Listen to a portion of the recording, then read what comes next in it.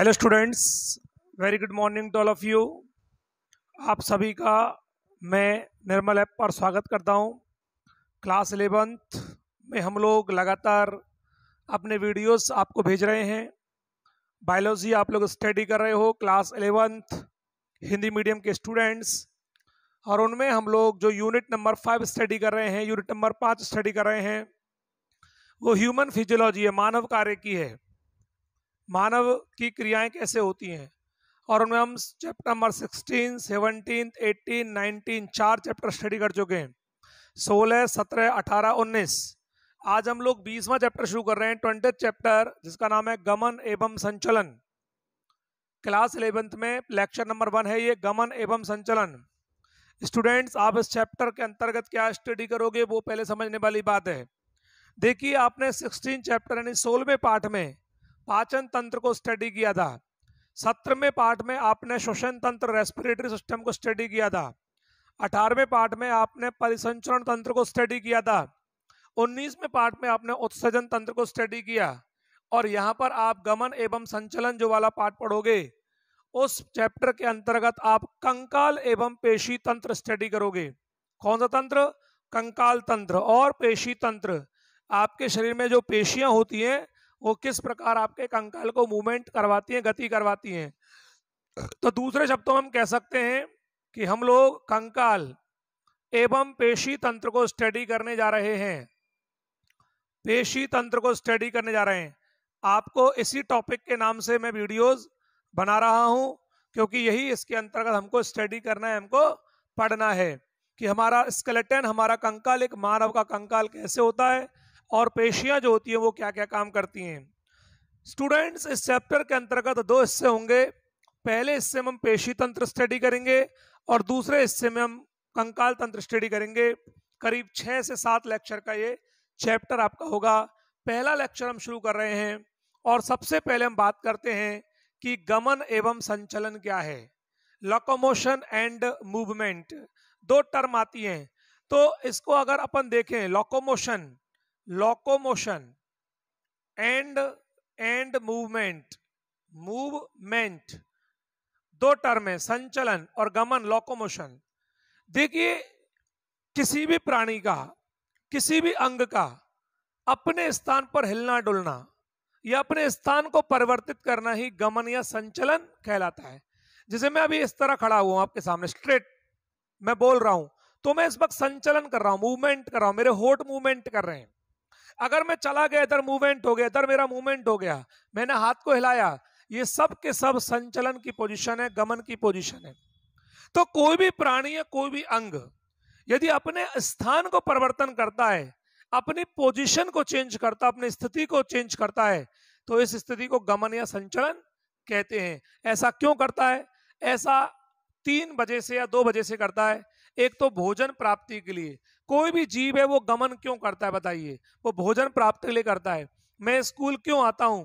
कमाने के लिए आता हूं, ताकि मुझे मेरा भोजन मिल सके, ठीक है ना। हम लोग शत्रुओं से बचाव के लिए गमन करते हैं। यदि हमें कोई खतरा है तो हम वहां से भाग जाएंगे, अगर धूप लग रही है तो हम दूर चले जाएंगे। शत्रुओं से बचाव के लिए हम क्या करते हैं? गमन करते हैं। भोजन की प्राप्ति के लिए गमन करते हैं, या जो छोटे प्राणी होते हैं वो प्रजनन के लिए गमन करते हैं। तो स्टूडेंट्स, बात यह है कि गमन क्यों होता है। गमन की 3 कंडीशन है। पहला है भोजन प्राप्ति के लिए गमन किया जाता है, भोजन प्राप्ति के लिए गमन किया जाता है। दूसरा है प्रजनन के लिए गमन किया जाता है, और तीसरा है शत्रुओं से बचाव के लिए गमन किया जाता है। 3 कंडीशन में लोकोमोशन या मूवमेंट होता है, गमन होता है। गमन किसे कहते हैं? किसी प्राणी का या अंग का, प्राणी पूरा, मैं हूं पूरा, मैं चला गया तो हो गया गमन। यदि मैं यहीं खड़ा हुआ, मेरे हाथ हिल रहे हैं, तो क्या हो गया? गमन। समझ में आ गई? संचलन। तो किसी प्राणी का, किसी अंग का अपने स्थान से, ठीक है ना, स्थिति चेंज करना, स्थिति बदलना, चेंज करना। उंगली यहां पर है, स्थिति चेंज हो गई, सीधी थी टेढ़ी हो गई। हाथ यहां पर है, मुट्ठी बंद हो गई, पहले हाथ खुला हुआ था। तो अपने पोजीशन को चेंज करना, अपनी जगह को चेंज करना क्या कहलाता है? लोकोमोशन या गमन कहलाता है। ये हमारी परिभाषा हो जाती है कि गमन या संचलन किसे कहते हैं। अब प्रश्न आता है कि जो गमन या संचलन को हम एक टर्म में व्यक्त करते हैं और उस टर्म का नाम होता है गति। क्या होता है? गति। ठीक है ना, गति। तो गति कितने प्रकार की होती है? गति 3 प्रकार की होती है। कौन कौन सी 3 प्रकार की होती है? एक होती है अमीवीय, अमीवीय या कूटपादीय गति, कूटपादीय गति। दूसरी होती है पक्षमाभी गति, पक्षमाभी गति। और तीसरी होती है पेशीय गति, पेशीय गति। तो हमको कहां पहुंचना है चैप्टर में? पेशी पर पहुंचना है, ठीक है ना। तो पेशी पर पहुंचना है, तो पेशीय गति तक पहुंचना है हमको। हम लोग चैप्टर की शुरुआत कर रहे हैं, तो ये पेशीय गति तक हमको पहुंचना है। तो शुरुआत हमारी हुई कि गति क्या है, गमन क्या है, संचलन क्या है, चलना क्या है, मूवमेंट क्या है, लोकोमोशन क्या है, अपने स्थान को चेंज करना, एक अपनी पोजीशन को चेंज करना, अपने अंगों की स्थिति को चेंज करना। गर्दन मेरी सीधी मैंने टेढ़ी कर ली, ये गमन हो गया, गति हो गई, लोकोमोशन हो गया, मूवमेंट हो गया। ऐसा क्यों किया? पत्थर आया तो मैंने अपने आप को बचा लिया, ये मैंने शत्रुओं से बचाव किया। प्रजनन के लिए मूवमेंट होता है, चल करके प्राणी जाता है, तो इस तरह से किसी भी कारण भोजन प्राप्ति के लिए जाता है, तो इस तरह से किसी प्राणी या किसी अंग का अपने स्थान को चेंज करना, परिवर्तन करना गमन कहलाता है। और ये गमन जो होता है या गति जो होती है, एक ही बात है, ये 3 तरीके की हो सकती है। अमीवीय या कूटपादीय गति, नंबर 2 पक्षमाभी गति, और नंबर 3 पेशीय गति। ठीक है ना। यानी अमीवीय कूटपादीय गति का मतलब होता है कि अमीवा की तरह होने वाली गति। और अमीवा में गति के लिए जो अंग पाए जाते हैं, ऑर्गन पाए जाते हैं, उनको बोलते हैं कूटपाद। क्या बोलते हैं? कूटपाद। आगे चल करके आप पढ़ोगे अमीबा के अंतर्गत, प्रोटोजोआ में पढ़ाएंगे आपको कि अमीबा में कूटपादों से गति होती है। तो अमीबा एक इतना छोटा प्राणी, इतना सूक्ष्म प्राणी है जिसको नग्न आंखों से नहीं देख सकते, नेक्ड आई से नहीं देख सकते, उसको माइक्रोस्कोप से देखना पड़ता है। तो उसके अंदर कूटपाद पाए जाते हैं। अब कूटपाद कैसे होते हैं? अमीबा का फोटो आपने देखा होगा जरूर। इस प्रकार के होते हैं कूटपाद, इस तरह से भौंटे ब्लंट, भौंटे ब्लंट इस तरह के, ये कूटपाद हैं। ठीक है ना, ये नुकीले नहीं, ये भौंटे हैं। तो इनके द्वारा जब गति होती है तो कूटपादी गति कहलाती है। तो हम लोग पूरे जितने भी प्राणी दुनिया के उन सब की बात कर रहे हैं, तो उनमें एक अमीबा होता है। तो अमीबा के अंदर कूटपादी गति होती है, अर्थात वो कूटपादों की सहायता से गति करता है। लेकिन अगर हम बात करें आपके साथ में कि कूटपादों के अंतर्गत कूटपादीय गति जो होती है, वो कूटपादीय गति की अगर हम बात करें कि हमारे शरीर में वो कूटपादीय गति कहाँ पाई जाती है, तो हम बात करेंगे कूटपादीय गति के बारे में कि वो कूटपादीय गति कहाँ मिलेगी।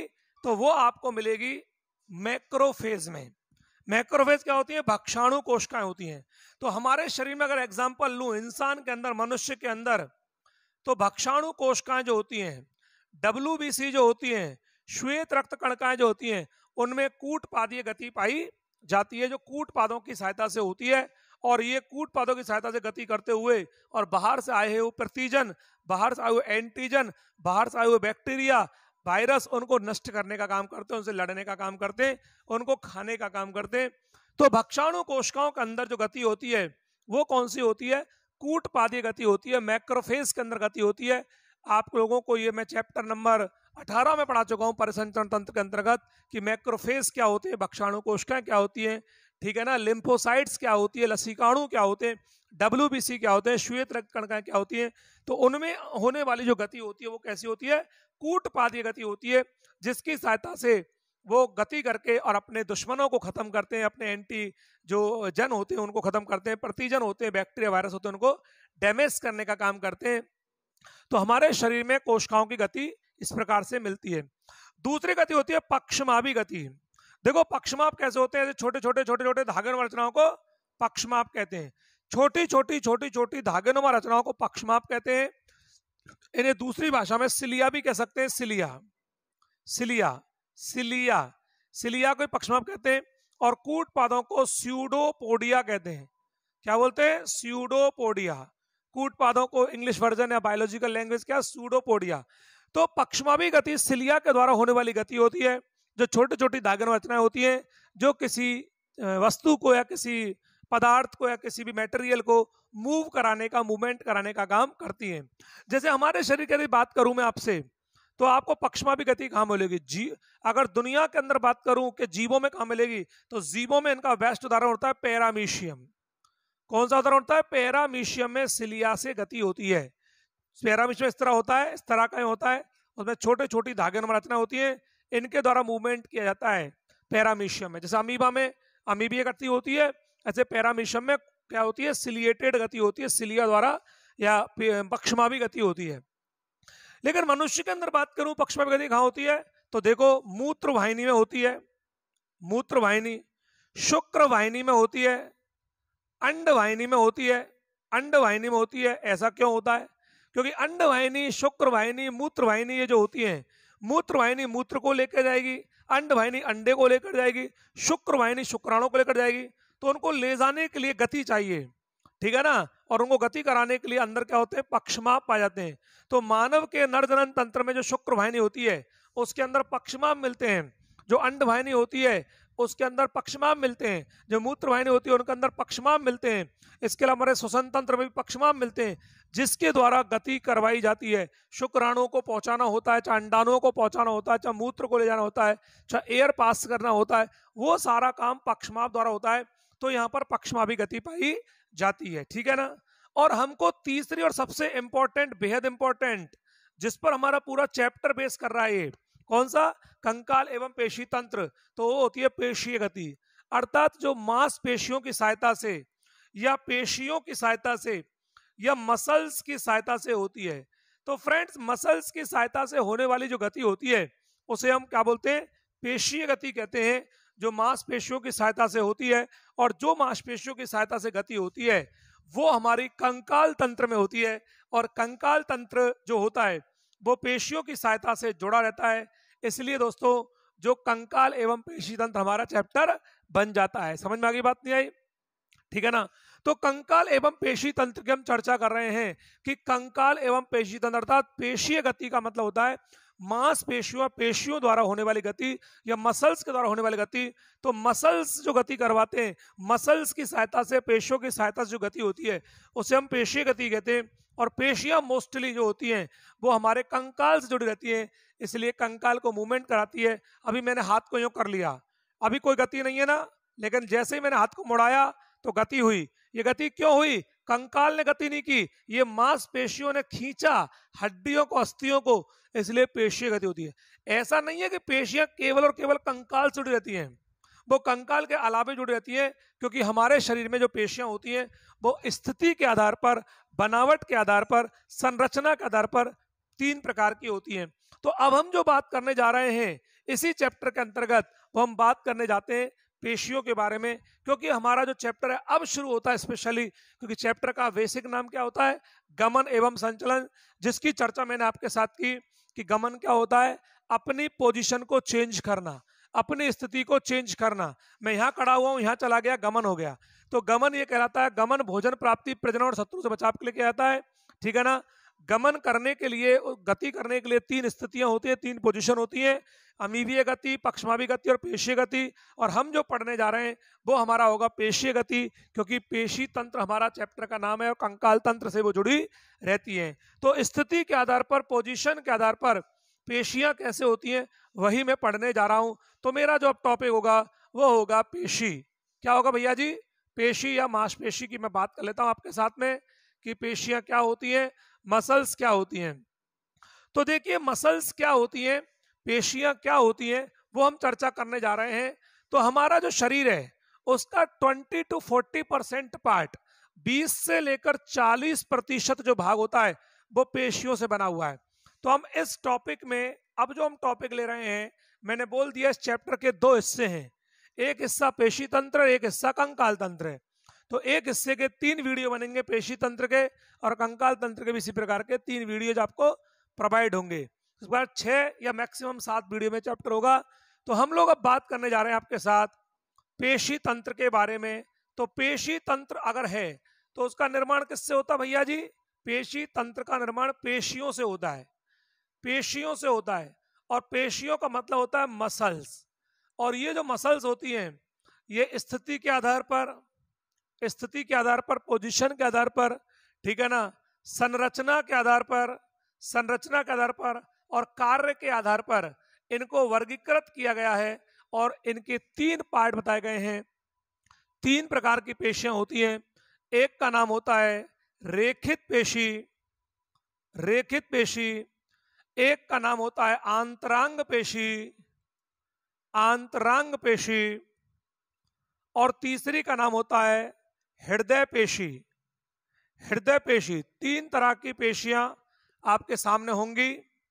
आंतरांग पेशी का दूसरा नाम होता है चिकनी पेशी, चिकनी पेशी। ठीक है ना। इन्हें हम क्या बोल सकते हैं? आंतरांग यानी विसरल मसल्स। और क्या बोल सकते हैं चिकनी को? स्मूथ,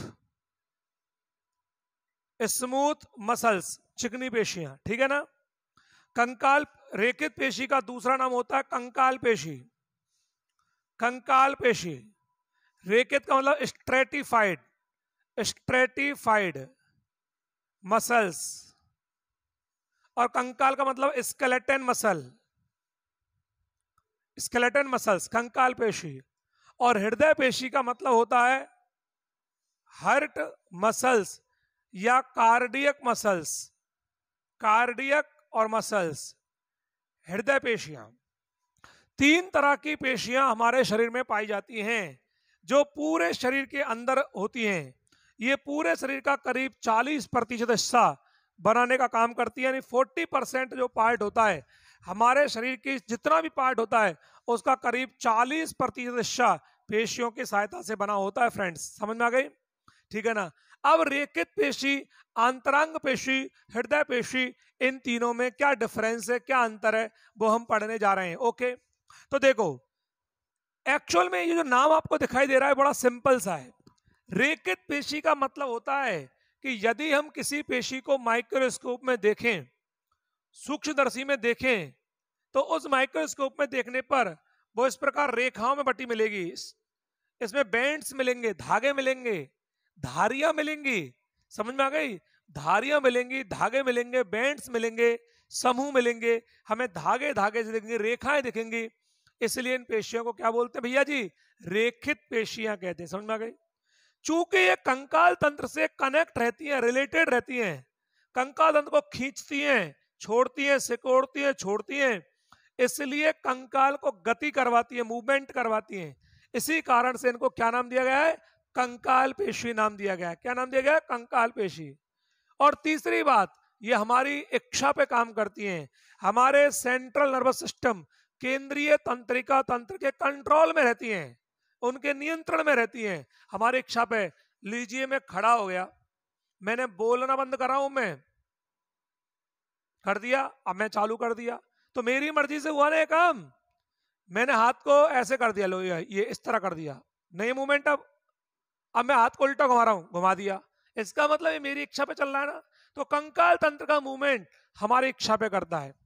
आप कहीं जा रहे हो, थक गए, बैठ गए, आपकी मर्जी, आप बैठ गए, आपकी मर्जी, आप चल रहे हो। तो कंकाल तंत्र की जो गति होती है वो हमारी इच्छा पर काम करती है। इसलिए इन्हें ऐच्छिक पेशियां भी कहते हैं। क्या बोलते हैं? ऐच्छिक पेशियां। समझ में आ गई? यानी voluntary muscle, voluntary muscle, voluntary muscles भी इनको कहा जाता है। फ्रेंड्स समझ में आ गई बात? नहीं आई? तो ऐच्छिक पेशियां होती हैं, ये कंकाल से रिलेटेड कंकाल पेशियां होती हैं, और इनकी सकल सूरत धागे नुमा होती है। इसलिए इनको क्या नाम दिया जाता है? इनको रेखित पेशियां भी कहा जाता है। ठीक है भाई। अब आती है आंतरांग पेशियां। अच्छा, दूसरी बात, ये जल्दी से थक जाती हैं, जल्दी से थक और जाती हैं। आप कहीं पे जाओगे, काम करोगे, बाल्टी उठाओगे, मूवमेंट करोगे, आपको भगा भगा के थक गए आप, तो जल्दी आप थक जाओगे। कंकाल पेशियां घंटे आध घंटे में थक जाएंगी ज्यादा काम करने पर। ठीक है। दूसरी होती है आंतरांग पेशियां या चिकनी पेशियां, विसरल मसल्स, स्मूथ मसल्स। तो अगर हम बात करें विसरल मसल्स के बारे में, आंतरांग पेशियां, आंतरांग अंदर का अंग, ये पेशियां आंतरिक अंगों में पाई जाती हैं, अंदर के अंगों में पाई जाती है, जिन्हें आप देख नहीं पाते हो। जैसे आमाशय में, जैसे लिवर के अंदर, समझ में आ गई? जैसे मूत्र वाहिनी में, जैसे शुक्र वाहिनी में, देख नहीं पा रहे हो ना। और वो अंदर के अंग आंतरांगों में पाई जाती है। और आंतरांगों में पाई जाती है तो वहां पर वो चिकनी होती है, उनमें किसी प्रकार की रेखाएं नहीं होती, वो स्मूथ होती है, बिल्कुल चिकनी होती है। ठीक है ना। उनमें कोई रेखा नहीं मिलती, तो रेखा नहीं मिलती इसलिए चिकनी पेशी कहते हैं।